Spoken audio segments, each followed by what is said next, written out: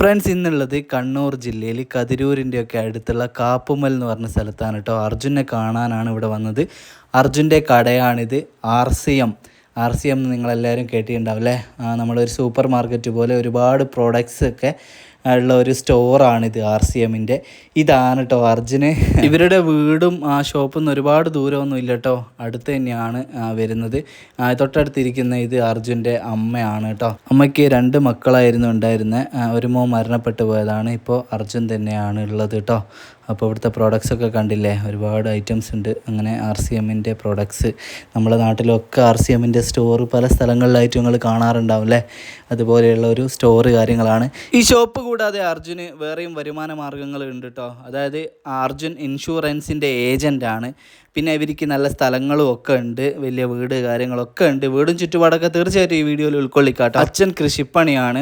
ഇവരുടെ തന്നെ സ്ഥലത്ത് ഓരോരോ കൃഷികൾ കാര്യങ്ങളൊക്കെ ആയിട്ടാണ് പുള്ളി ചെയ്യുന്നത്. അർജുൻ മിതമായി സംസാരിക്കുന്ന ഒരാളാണ്. കച്ചവടത്തിനും കാര്യത്തിനൊക്കെ അവൻ ഓക്കെയാണ്. പക്ഷെ ഒരുപാട് ഫ്രണ്ട്സ് കാര്യങ്ങളൊക്കെ ആയിട്ട് അങ്ങനെ അടിച്ച് പൊളിച്ച് നടക്കുക, അങ്ങനെ ഫ്രണ്ട്സിൻ്റെ കൂട്ടുകൂടി നടക്കുക, അങ്ങനത്തെ കാര്യങ്ങളൊന്നും അല്ല കേട്ടോ. അവൻ്റെ ജോലി, അവൻ്റെ ബിസിനസ്, അവൻ്റെ വീട്, അങ്ങനെയുള്ളൊരു ചുറ്റുപാടാണ് അവൻ്റെത്. പിന്നെ അധികം സംസാരിക്കില്ല എന്നുള്ളൊരു കാര്യമാണ്. പിന്നെ ഹൈപ്പർ ആക്റ്റീവും അല്ല, ഒരുപാട് ഭയങ്കര ആക്റ്റീവായിട്ടുള്ള ഒരാളുമല്ല, കുറച്ച് ആക്റ്റീവ് കുറവാണ്. പക്ഷേ അവൻ്റെ കാര്യങ്ങൾക്കൊക്കെ അവന് ഓക്കെയാണ്. ഇൻഷുറൻസിൻ്റെ കാര്യങ്ങളായാലും പിന്നെ ഷോപ്പിലെ കാര്യങ്ങളൊക്കെ ആയാലും സെറ്റാണെന്നാണ് അവർ പറഞ്ഞത്. ഇതാണ് അർജുൻ. അർജുൻ എന്തെല്ലാം വിശേഷങ്ങൾ? സുഖമായിരിക്കുന്നു. അർജുൻ +2 വരെയാണ് പോയത് അല്ലേ? അതിനുശേഷം വേറെ എന്തെങ്കിലും കോഴ്സിന് പോയിരുന്നോ? അതിനുശേഷം കമ്പ്യൂട്ടർ റിപ്പയറിൻ്റെ ഒരു ജോലിക്ക് പോയി. Computer repair.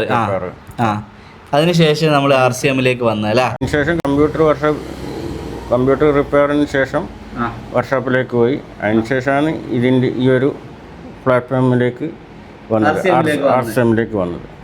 ഇത് ഓക്കെ ആണോ? ഇത് ഓക്കെയാണ്. അടിപൊളി. ജീവിച്ചു പോകാനുള്ള കാര്യങ്ങളൊക്കെ ഇതിൽ നിന്ന് ഉണ്ടാക്കാൻ പറ്റും അല്ലേ? അതെ. അർജുൻ എത്ര വയസ്സായി?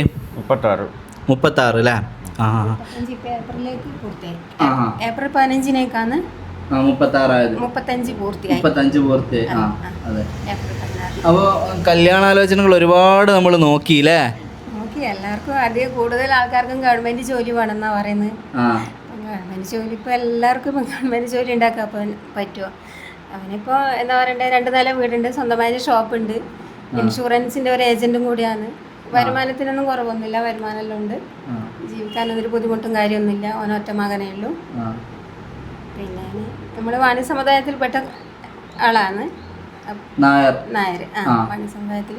ഇനി ആ കസ്റ്റന്നെ കിട്ടിയെങ്കിൽ നല്ലതായിരുന്നു. പിന്നെ എൻ്റെ മോനെ ഇഷ്ടപ്പെടുന്ന നല്ലൊരു കുട്ടി ഉണ്ടെങ്കിൽ മുന്നോട്ടേക്ക് വരിക വേണ്ടത്.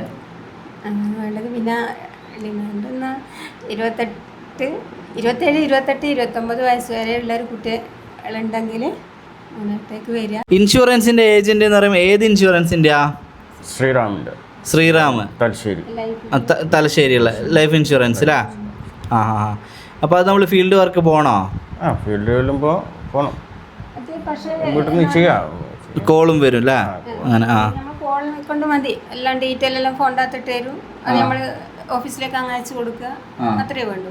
അത് നിരന്തരം പോയി വാങ്ങിക്കൊണ്ടേ അടിച്ച് അങ്ങനെയുള്ള ഇതൊന്നുമില്ല. LIC പോലത്തെ അങ്ങനത്തെ ബുദ്ധിമുട്ടും കാര്യമൊന്നുമില്ല. അത് നടക്കുന്നുണ്ട്. അച്ഛൻ എന്താ ചെയ്യുന്നത്? അച്ഛന് കൂലിപ്പണിയാണ്. പിന്നെ കൃഷിയുണ്ട്. നമുക്ക് സ്വന്തം പറമ്പും വയലും എല്ലാം ആയിട്ട് ഇങ്ങനെ കൃഷിപ്പണിയെല്ലാമാണ്. അത്യാവശ്യം ഇങ്ങനെ പുറത്ത് പോകുള്ളൂ. നമുക്ക് വേണ്ട സാധനങ്ങളൊക്കെ വീട്ടിൽ തന്നെ ഉണ്ടാക്കുകയാണോ? പച്ചക്കറി ഉണ്ടാക്കുന്നുണ്ട്. വയലുണ്ട്. അത് ശരി. പിന്നെ പറമ്പത്ത് പിന്നെ തേങ്ങ അങ്ങനത്തെ അങ്ങനെ ജീവിക്കാനുള്ള ബുദ്ധിമുട്ടൊന്നുമില്ല. അർജുൻ്റെ സ്വഭാവം എന്ന് പറഞ്ഞു കഴിഞ്ഞാൽ കൂടുതൽ ജനങ്ങളോട് വേണ്ടാണ്ട് അങ്ങനെ കൂടുതലായിട്ട് സംസാരിക്കില്ല. ഒരു മിതമായിട്ടുള്ള സംസാരം, അതാണ് അവൻ്റെ സ്വഭാവം. ആൾ നല്ല എന്താ പറയണ്ടേ, സ്റ്റഡിയിൽ നിൽക്കുന്ന ആളാണ്. അങ്ങനത്തെ ഒരു കൂട്ടുകെട്ടോ കാര്യമോ അങ്ങനെ എന്താ പറയണ്ടേ ഒരു ദുശീലങ്ങളൊന്നുമില്ല.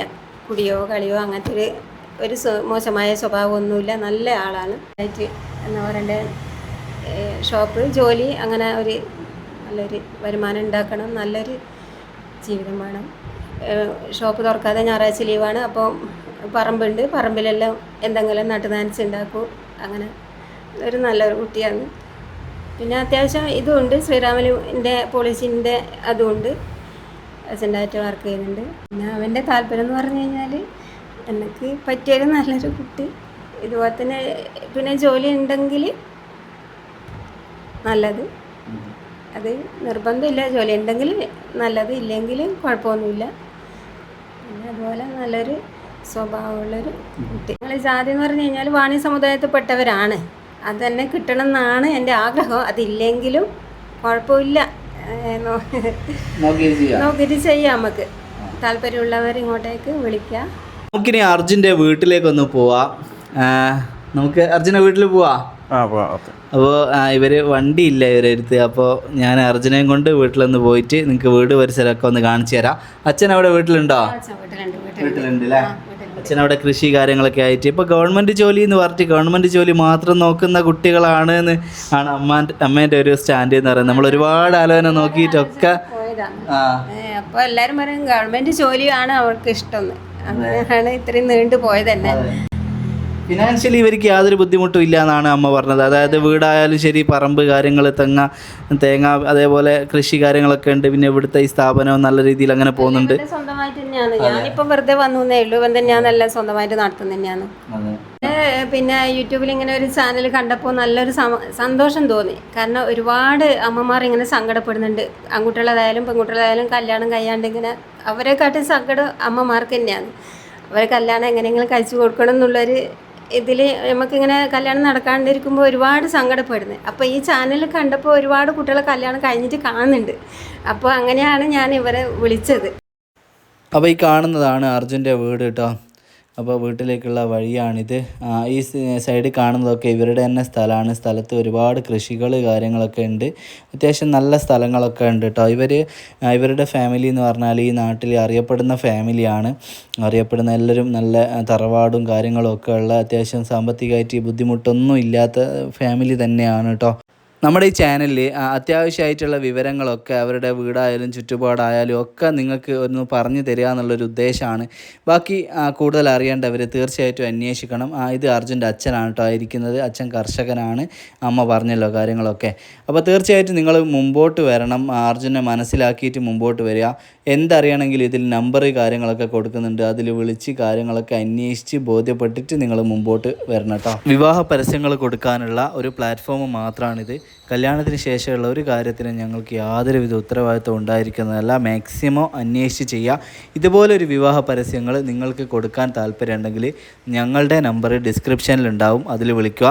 വിവാഹ പരസ്യങ്ങൾ മാത്രമാണ് നമ്മൾ ചെയ്യുന്നത്. അല്ലാതെ ഡയറക്റ്റ് ഒരു പെണ്ണുണ്ട് ഒരു ചെക്കനുണ്ട് എന്ന് പറഞ്ഞിട്ട് നമ്മൾ അങ്ങനെ ചെയ്യുന്നില്ല കേട്ടോ. പരസ്യം കൊടുക്കാൻ താല്പര്യമുള്ളവർ മാത്രമേ വിളിക്കാവുള്ളൂ.